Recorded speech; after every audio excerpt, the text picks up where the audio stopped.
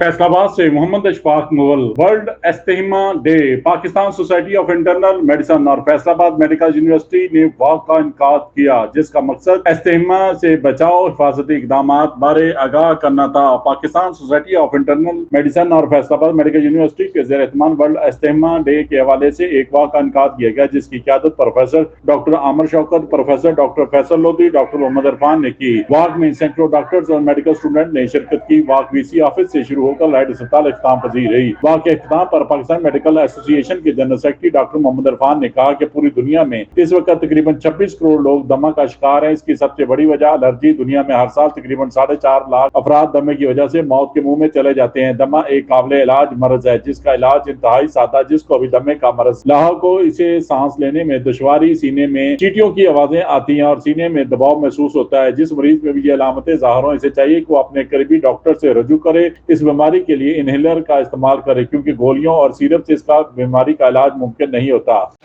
आज world asthma day के हवाले से Punjab medical college Faisalabad medical university में ये वॉक अरेंज की गई है and this is for the awareness of asthma, उसकी प्रिवेंशन और ट्रीटमेंट के लिए।